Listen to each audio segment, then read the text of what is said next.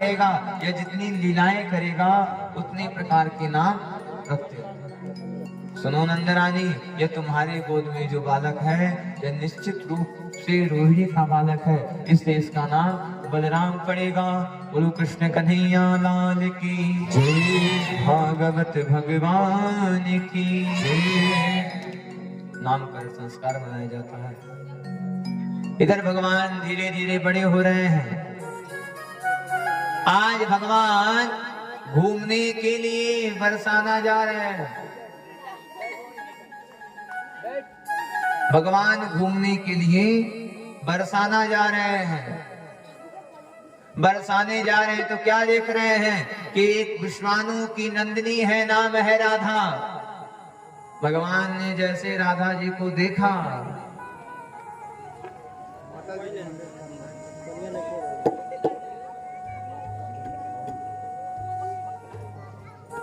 बतिया की मानी ना।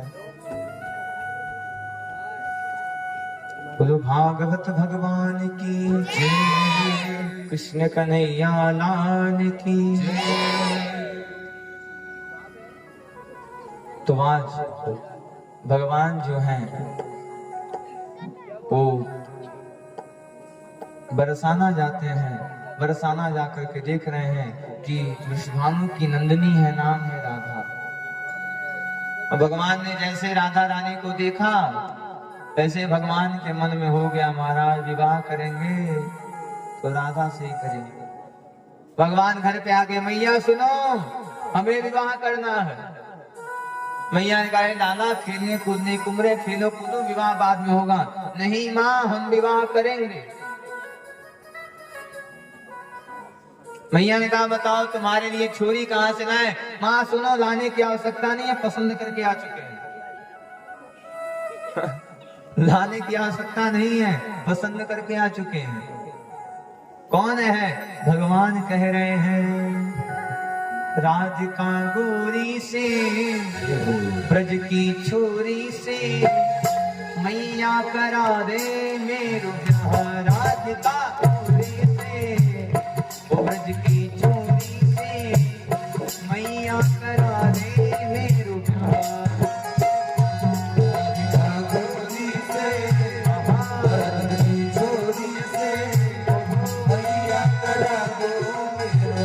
राधिका गोरी से, ओ ब्रज की छोरी से, मैया करा दे मेरो ब्याह। राधिका गोरी से, ब्रज की छोरी से, मैया करा दो मेरो। मैया ने कहा, सुनो, ब्याह बात तुम्हारी नहीं होगी, अभी बड़े हो जाओ, बड़े हो जाओगे तब ब्याह होगी। भगवान ने कह दिया, सुनो, जो नहीं ब्याह करावे वो तोरी पिया नहीं चराओ। जो नहीं ब्याह करावे तोरी पिया नहीं चराओ। आज के बाद मोरी मैया तेरी कहली पर ना आओ। आज के बाद मोरी मैया तेरी कहली पर ना आओ। आएगा बजारे, आएगा बजारे,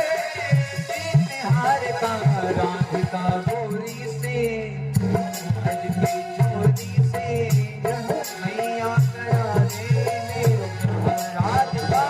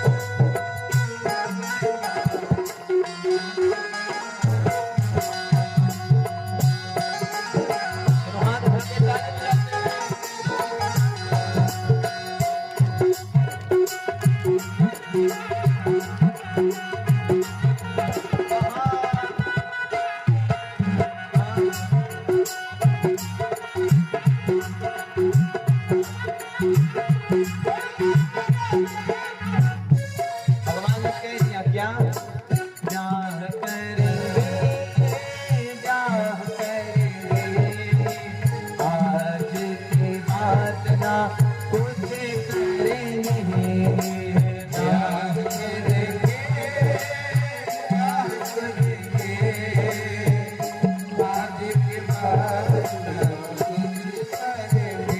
राधिका गोरी से ब्रज की चोरी से मैया करा दे मेरा, राधिका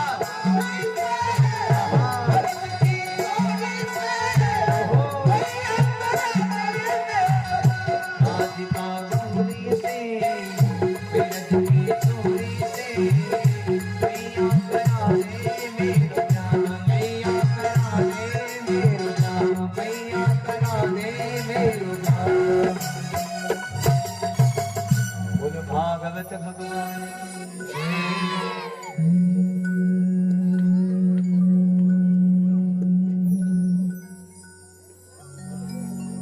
आज भगवान ने कह दिया सुनो माँ, विवाह करेंगे तो राधा से विवाह करेंगे, और अगर आज विवाह नहीं किए तो सुनो आज से तुम्हारी कट्टी। मैया ने कहा रे लाला, अरे विवाह जमाने में होता है, तुम बच्चे हो, खाने कूदने का उम्र है, खेलो कूदो खाओ। भगवान ने कहा मैया विवाह करेंगे। मैया ने तुरंत माखन लाया, भगवान ने जैसे माखन को देखा सारे विवाह का भूत उतर गया। मैया ने कहा चलो ठीक है, अभी यह बात हो गई, अगर विवाह हो गया होता तो पता चलता इसको भी दौड़ा के खिलाना पड़े और बहू को भी दौड़ा करके खिलाना, इसे भी दौड़ा करके खिलाना पड़ता है तो बहू को भी दौड़ा करके खिलाना पड़ेगा। इधर भगवान धीरे धीरे बड़े हो रहे हैं। मेरी माँ ध्यान दीजिए, शब्दों पे कथाओं पे ध्यान दीजिए। भगवान धीरे धीरे बड़े हो रहे हैं। अब भगवान एक मंडली का निर्माण किए हैं। जिस प्रकार से आप कोई भी काम करते हैं तो काम करने के लिए एक मंडली बनाते हैं ना, कोई भी काम करना पड़ता है तो एक समिति बनाते हैं, कोई भी काम को सफल बनाने के लिए एक समिति बनाया जाता है। मेरी माँ, हाँ बाबूजी, ठीक उसी प्रकार से भगवान को एक सुंदर सी मंडली बनाते हैं, इसका नाम रखते हैं बाल गोपाल चौर प्रसार मंडली। बाल गोपाल चौर प्रसार मंडली। मेरी माँ, एकता में ही बल होता है। भगवान ने 10 को एक साथ लेकर के चला, इसलिए हम भी आपसे कहते हैं कि आप भी एकता को बना के चलिए और 10 लोगों के साथ रह करके अपने काम को सफल बनाइए। देखिए, जहां पे अहम हो गया, जहां पे आप सोचें कि मैं करूंगा, वो काम निश्चित रूप से बिगड़ेगा। पेड़, आप सभी लोगों ने पेड़ देखा है ना, पेड़ जब हरा भरा रहता है तो उस पे अनेक प्रकार की डालियां लगी रहती है। मेरी माँ, हाँ, हरे भरे पेड़ को काटने में समय लगता है, हरे भरे पेड़ को काटने में समय लगता है, लेकिन वही पेड़ सूख जाए, उसी पेड़ की डालियां टूट जाए तो पेड़ को काटने में कोई समय लगने वाला, कोई समय नहीं लगेगा। जब तक पेड़ हरा भरा है तब तक तो उसको समय लगेगा काटने में, लेकिन हाँ बाबूजी, हाँ मेरी माँ, जैसे पेड़ सूख जाता है, जैसे ही उसकी डालियां टूट जाती हैं तो फिर पेड़ को काटने में समय नहीं लगता। मेरी माँ, ठीक उसी प्रकार से जिस परिवार में एकता रहता है उसको फोड़ने में समय लगता है। जहां भाई भाई किनारे हुए, जहां 4 लोग किनारे हुए, वहां फिर समय लगने वाला नहीं। लोग तो खोज रहे हैं कि आप किनारे हो जाइए, लोग तो चाह रहे हैं कि आप किनारे होइए। आप किनारे होके तो देखिए, आप एक किनारे होंगे, वो धीरे धीरे आपके परिवार के सभी लोगों को किनारे संसार के लोग कभी भी एक दूसरे को देख करके सुखी रहने वाले नहीं। संसार के लोग कभी नहीं खुश होंगे। अगर आप अच्छे से पहन रहे हैं तब भी उनको जलन होता है कि हमसे अच्छा क्यों पहन रही है, हमसे अच्छा क्यों कर रहा है।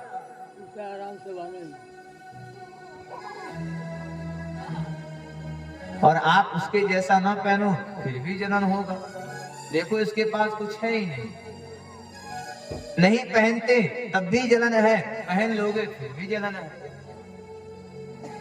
इस संसार वालों को लेकर चलेंगे, इस संसार वालों को लेकर के चलेंगे तो जीवन में कभी भी सफल होने वाले नहीं। क्यों? क्योंकि यह संसार के लोग चाहते ही नहीं है कि आप सुखी से रहिए। जो काहूं की सुनहि बड़ाई, श्वास ले अरू जोड़ न जाए। अगर कोई व्यक्ति आपकी बड़ाई सुन लिया, अगर आपका प्रशंसा देख लिया, तो उसी समय से उसका सांस रुकना शुरू हो जाए। अरे महाराज हमसे आगे कैसे जा रहा है, अरे महाराज हमसे सुखी कैसे हैं। जो काहूं की सुनहि विपत्ति, राज प्राप्त अरुचित हरि चित्ती। अगर किसी की विपत्ति कोई सुन लिया, अरे जय हो महाराज फलाने रो रहे थे।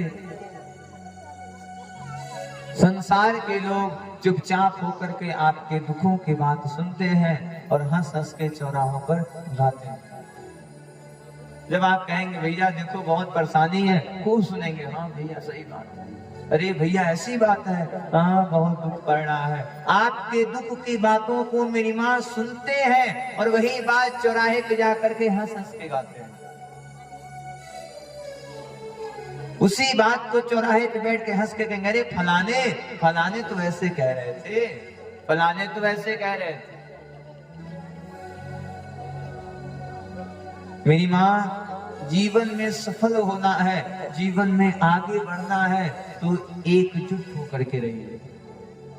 क्यों? क्योंकि एकता में बल हो जाता है, एकता में ही बल है। एक परिवार को आगे बढ़ाने के लिए एक पति और पत्नी की आवश्यकता पड़ती है। क्या पति अकेले परिवार को आगे बढ़ा देगा? बोलो मेरी माँ, क्या पत्नी अकेले परिवार को आगे बढ़ा देगी? हाँ हाँ या फिर ना?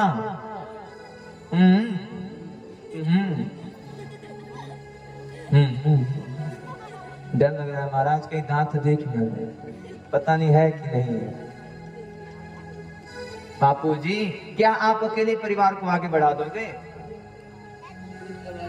मेरी माँ, हाँ बापू जी, कोई भी नहीं कह सकता है, क्योंकि परिवार को आगे बढ़ाने के लिए भी दो लोगों की आवश्यकता पड़ती है, पति पत्नी, पत्नी पति।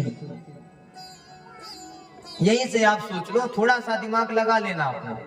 जब परिवार को आगे बढ़ाने के लिए दो लोग लगते हैं, तब इतने बड़े परिवार को चलाने के लिए भी 10 लोग चाहिए। इतने बड़े परिवार को चलाने के लिए भी 10 लोगों की आवश्यकता पड़ेगी। मेरी माँ, हाँ बापू जी, जहाँ 4 थाली रहता है वहां पे आवाज होता है। कल कहते हैं, अरे महाराज हमारी ननद बहुत खराब है, अरे हमारी जेठानी बहुत खराब है, अरे महाराज हमारी देवरानी बहुत खराब है, अरे महाराज भाई हमारा बहुत खराब है। अच्छा ये बताइए कि आप 5 उंगली एक बराबर है? आपके हाथों की उंगली एक बराबर है? जब आपके हाथों की उंगली एक बराबर नहीं है तो आपके परिवार वालों का मन एक जैसे कैसे हो सकता है? आपके परिवार वालों का मन भी एक जैसा नहीं होगा। किसी को खट्टा पसंद है, किसी को मीठा पसंद है। मेरी माँ, जहाँ 5 थाली इकट्ठा रहती है, अच्छा आप लोग बर्तन स्टैंड में रखते होंगे तो बर्तन निकालते समय आवाज निकलती है, हरगिज की बात, आवाज निकलेगी। अब इतने से सोच लो, जहाँ 10 थाली रखा गया है वहां पे आवाज होगी, जहाँ 10 लोग हैं वहां पे खटपट होगी। अब ऐसा नहीं है कि थोड़ी सी लड़ाई हो गई तो जाओ तुम किनारे हम किनारे। माई बाप संसार के लोग चाहते हैं कि आप अलग होकर रहिए। क्यों? क्योंकि इनको आपका सुखी परिवार देखा नहीं जाता। इनको अच्छा लगता ही नहीं है कि आप अच्छे से रहो, अच्छे से बैठो, अच्छे से परिवार में जाओ। ये तो सोचते हैं कि हम जैसे हैं वैसे भी हो जाए। आपका परिवार क्यों टूटता है जानते हैं? जिस घर में बाहरी लोग आकर के राय देना प्रारंभ कर दें, समझ जाइए वो घर टूटना प्रारंभ हो। जिस घर के लोगों को बाहरी लोग लगे राय देने, समझ जाइए वो घर गया। और एक बार अगर भाई भाई के मत में गंदगी आ गई, फिर वो गंदगी साफ होने वाली। सफेद धोती में अगर दाग लग जाए तो क्या वह साफ होगा? लाल रहे तो चल जाएगा, नीला रहे तो चल जाएगा, पीला रहे तो चल जाएगा, लेकिन सफेद में दाग लग जाए तो दाग जाने वाला नहीं। मेरी माँ ठीक उसी प्रकार से एक बार अगर मन में भेद हुआ तो फिर भेद मिटने वाला नहीं। आपका घर क्यों टूटता है उसका कारण है। अगर बेटा आपकी बात नहीं मानता तो आप बेटे से नहीं कहते हो, पड़ोसी से जाकर के कहते हो।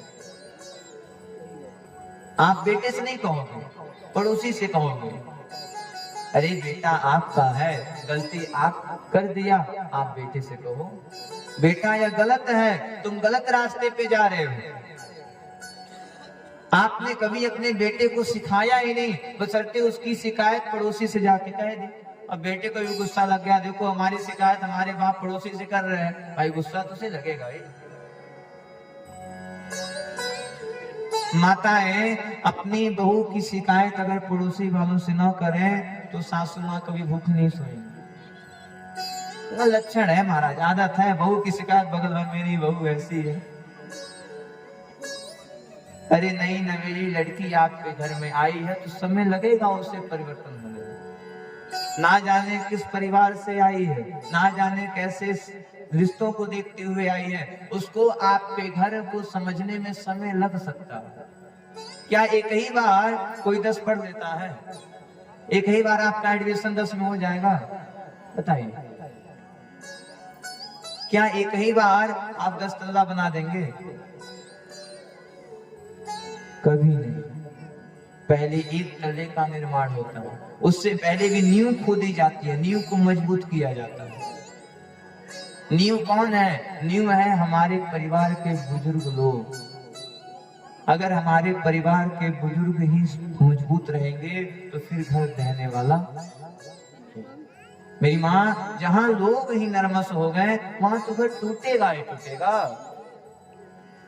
अब बहू आपकी बात नहीं मान रही है, भाई आप भी आई होगी तो आपके साथ भी ऐसा हुआ होगा। वो किसी और परंपरा से थी, आप किसी और परंपरा से हो। उसे आपके घर को समझने में समय लगेगा। अच्छा, एक बात हमारे मन में भी आ गई, बता दें आपको। अगर आपके बेटी का आपका दामाद चाय बना करके पिला दे, अरे देखो देखो हमारे दामाद जी बेटी को बहुत मानते हैं, ध्यान दीजिएगा बापू से। अगर आपके बेटी का पति उसे चाय बना करके पिला दे, अरे महाराज हमारे दामाद जी हमारी बेटी को बहुत मानते हैं। अगर वही काम आपका बेटा अपनी पत्नी के लिए कर दिया, अरे या तो जोड़ू का गुलाम हो गया। बात सही है कि नहीं सही? अगर वही काम आपका बेटा आपकी बहू को एक कप चाय बना के पिला दिया, अरे महाराज ये तो जुरू का गुलाम है। आपका जमाई किया हो तो अच्छा है, आपका बेटा अपनी पत्नी के लिए किया हो तो गलत हो गया। हाँ?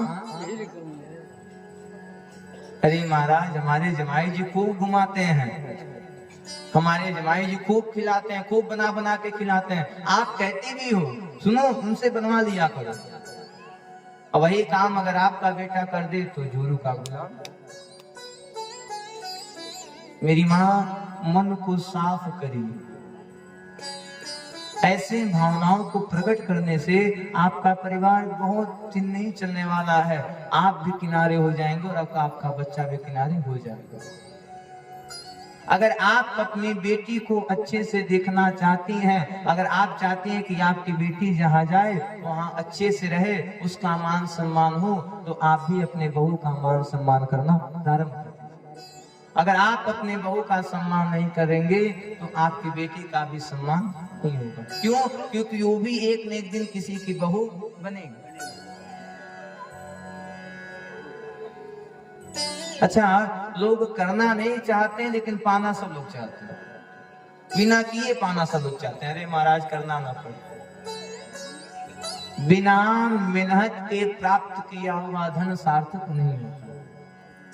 मजा तो आएगा, 1 लाख कहीं से मिल गया, अरे महाराज मजा आएगा, लेकिन 1 लाख कब खत्म हो जाए कोई जानने वाला नहीं। हम अपने जीवन का अनुभव आपसे बताते हैं। हमारे पास अगर 1 रुपए भी रहता है तो मुझे अंदर से ऐसी अनुभूति होती है कि मेरे पास 1 लाख है। 1 रुपए में मेरा सारा काम भी हो जाता है और उसी 1 रुपए में 1 रुपया मेरा बच भी जाता है।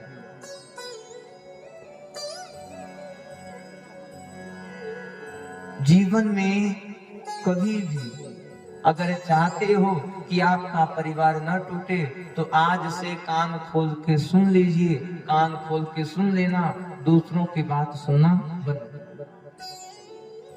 अगर आपकी बहू से गलती होती है, बहू को जाइए समझाइए, बहू गलत है ऐसा मत करो। 1 बार 2 बार 3 बार। भाई, लड़का जब स्कूल में जाता है और पढ़ाई नहीं कर पाता है तो शिक्षक उसे सिखाते हैं, ना कि स्कूल से बाहर निकाल देते हैं।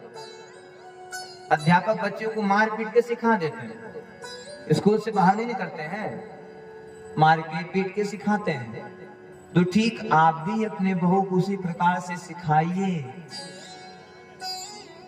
उसको पढ़ाइए, उसे बताइए बहू यह गलत है या सही है, और परिवार वालों को लेकर के चलिए। परिवार वालों की बात परिवार वालों से कहिए। इसलिए हम कहा कहते हैं, हर बात सबको बताया मत करो।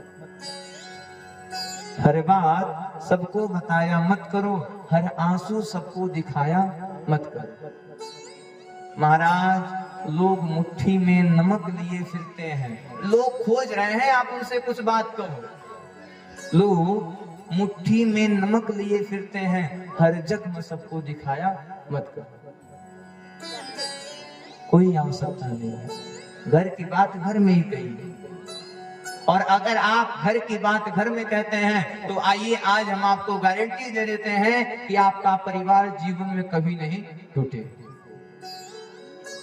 जिस परिवार में एकता होता है वो परिवार जीवन में कभी टूटने वाला नहीं। समझो 4 भाई हैं, चारों कमा रहे हैं। 4 भाई चारों कमा रहे हैं तो 1 के पैसे से परिवार चलेगा तो 3 का पैसा से बच जाएगा। आप हर साल आगे बढ़ते रहेंगे। लेकिन वही जहां 4 भाई अलग हुए वहां समझिए फिर किसी का पैसा बचने वाला बचेगा, किसी का नहीं बचेगा। एकजुट होकर के रहिए।